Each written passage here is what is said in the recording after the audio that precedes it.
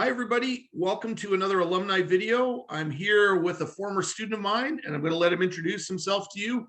Who are you? Hello. Hi. Yeah, I'm Stephen Powell. So I graduated from Sturgeon Heights in 2014. I took computer science class with Mr. Walks when I was in grade 9 and 12. After high school, I went to the University of Manitoba. I got my degree in computer science.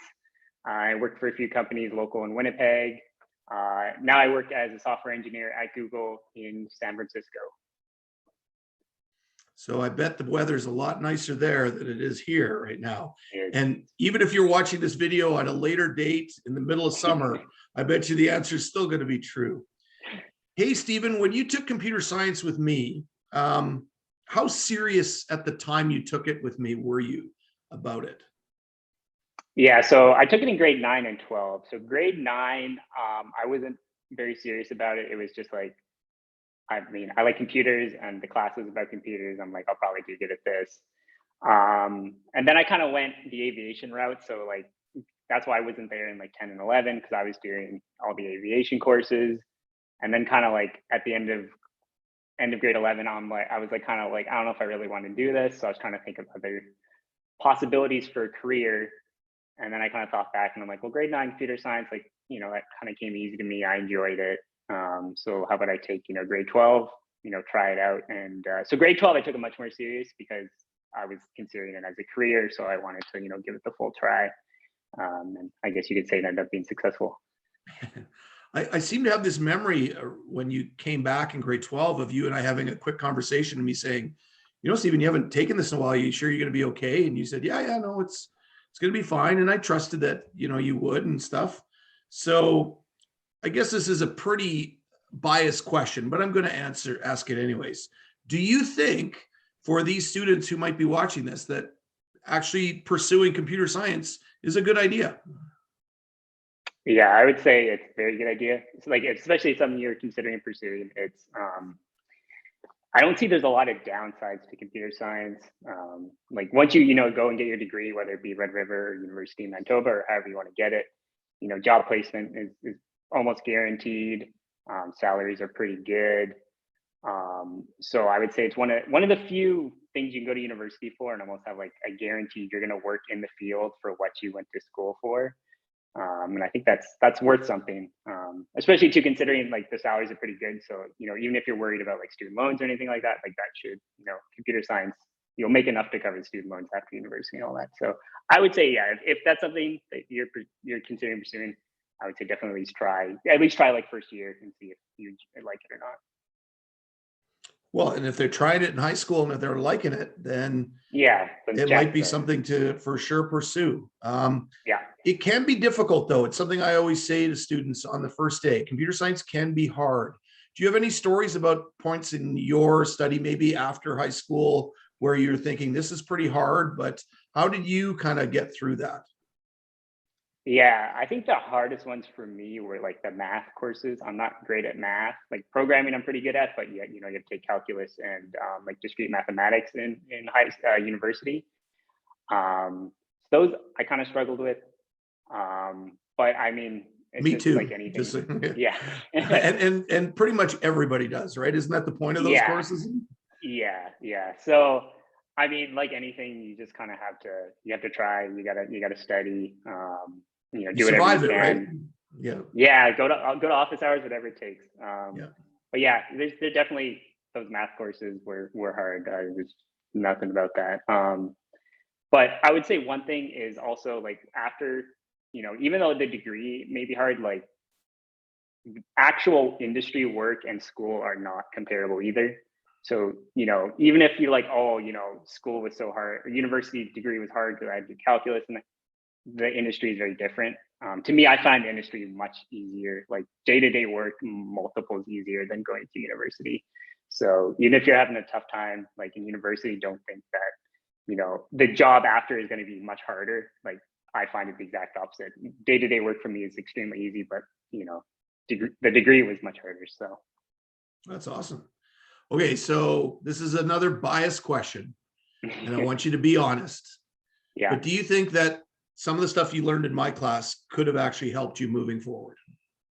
Oh yeah, for sure. Like, I mean, all first year, 10-10, 10-20, if you're going to U of M or UW, um, that's just kind of like the basics that you kind of learn in your class, like the bare basics, for, loops, ifs, all that kind of stuff. That's kind of the basis of those early classes. So um, knowing those, especially too, because university is a big jump from high school too. There's a big, learning curve. So if at least the comp sci classes are easy, you can kind of put more of your study time towards other classes and maybe aren't as easy, maybe like the math courses, right?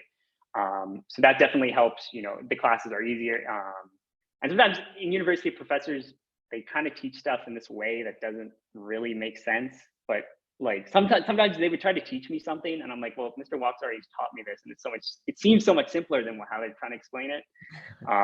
So even when they're trying to reteach it, sometimes just referencing back to high school is much easier. But yeah, first year, even second year, things you taught, like they teach you in second year. And then that helps you get a high GPA. If it's a review, that's going to help you higher grades, higher GPA is good. So, Well, that's great. Makes me feel like I haven't wasted the last 23 years of my yeah. life. Well, Stephen, that's awesome. I don't want to take too much more of your time, but hey, do you have any funny stories you remember back from my class or from just high school in general? Make fun of Mr. McWilliam or anything like that you want to do? Now's your forum. Yeah, I don't know if I have any like funny stories, but like one thing this is just like something I remember in computer science class specifically. I remember like some of the fun times I had is like I would make like a game. So, like I made like Hangman. I'd make like rock paper scissors. I'd make like tic tac toe. I remember like I'd make it and I'd always have it. So there's like a almost like a leaderboard. It would track like how many consecutive wins you got.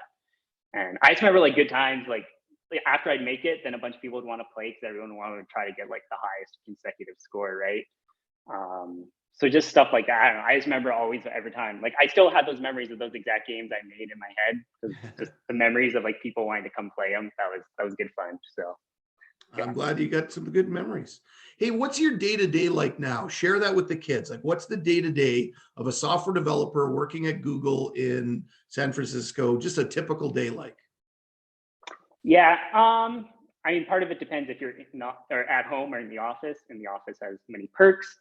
But from a work aspect, generally start work around 9. That's when the rest of the people on my team kind of start work. So then you kind of first of it, looking at emails, messages you may have missed since you stopped working the prior day, just catching up. So say like 30 minutes catching up, then you kind of have maybe an hour heads down coding time before meetings. There's always meetings every day, of course. Some of them are just like our team, just saying, what we're doing for a day, just quick stand up. Sometimes it's bigger. There's multiple teams involved discussing, developments. So then after that, maybe you may have another hour before lunch. If you're in the Google office, you get free lunch, which is very nice. And then after lunch, it kind of depends on the day. Tuesdays and Thursdays, because my team is actually fully remote. We like to have 2 hour, everyone's in the call and we're kind of working, but it's like a good way to get the organic kind of discussion and stuff that you don't get because you can't directly see everyone. So Tuesday and Thursday, we have a nice little 2 hour after that. But other than that, it's just kind of like some more, heads down coding. And that's like, so what is it? Code review, looking at other people's code, telling them if anything needs to change, or you putting up your code to review. Specifically on our team, we communicate with end users. So sometimes it's support tickets. This like people are like, I can't get this to work on my machine. Can you help me? So you kind of respond back and forth and try to figure out their issues. But that's generally a day to day there, 9 to 5. Sounds good. Yeah. Sounds good. I had a question and it's just slipped my mind just for a second. Oh, I know what it was. Okay. I've asked other students this. It's kind of a weird one that I kind of pick out because sometimes I have this battle with students, and I may have even had it with you. I don't think so, but sometimes students say to me, Mr. Watts, like, do you really have to be this picky of a marker about things like comments and indenting? And I say, well, when you're just working right now for yourself, your code is fine. But once you start working with other people, you'll thank me that I burned these little ideas into your brain. Can you either confirm or deny that to be true? Yeah, I can definitely confirm that to be true. Yeah, it seems like small things, but like for like just a small example is like if someone has their IDE set up to tabs instead of spaces. Like just that, when you go to like modify code and it just stuff is just not, it doesn't jive. Like everything should be the same, especially across, a single project, it doesn't really matter, but obviously in the real world, you're rarely the single person working on a project. So just having that consistency is very important. And it just kind of helps streamline the whole process. So no, yeah, all the stuff like indenting, all that, it is once you scale up to big, all that stuff is crucial. So. Stephen, I want to thank you so much for your time today. I really appreciate it. Stephen and I connected through his sister, who's in my class now. So it's kind of a legacy event as well. I'm going to give you the last word. I want to say thank you, but I want to give you the last word, and no pressure here, but do you have any last words of advice to, if you had to speak to high school Stephen in grade 9 and kids like you, what would you say now, knowing what the future's like? What would you say? And I'll give you that last word. Right. Okay. I'm going to make it like kind of like hard information, but what I mean by that is, I would say like if I were to go back and like someone were to give me like a plan or like this is what to aim for, I would say what I did is, so I ended up, first I went to U of W, but then I ended up switching to the U of M because the University of Manitoba has a thing called a co-op program, which Mr. Walks may or may not have told you guys about. Basically, you do three-month work terms throughout school. So you basically you interview with companies, you work with them for 4 months, and then that kind of gets your foot in the door, and that's super, super helpful. If I didn't go into the co-op program, I would not be working for Google right now because I would not have the experience I learned from working for multiple companies. Yeah, if you're super serious about it and you're going to university for it, I mean, this is my advice. If you go to U of M, try to go to the co-op program. It is GPA based, so try really hard in like your first 2 years because that helps you get in. But once you're kind of in the co-op program, you're going to graduate. You're going to have worked for 3 different companies. You're going to have all this work experience. Once you graduate, you can reach out to those companies, ask them, for your first job. It's super easy. And you just get so much work experience. You come out, you graduate, and you already have a year of experience, which is huge. So that's kind of like, I don't know if that's exactly what you asked, but that's a great advice. If I were to like go back, if I were to go back and like tell myself like this is what you should do, that's exactly, because again, I wouldn't be working at Google, I don't think, if I didn't have all the experience I got from the co-op, and I learned so much. So, well, my friend, thank you so much. Please stay in touch.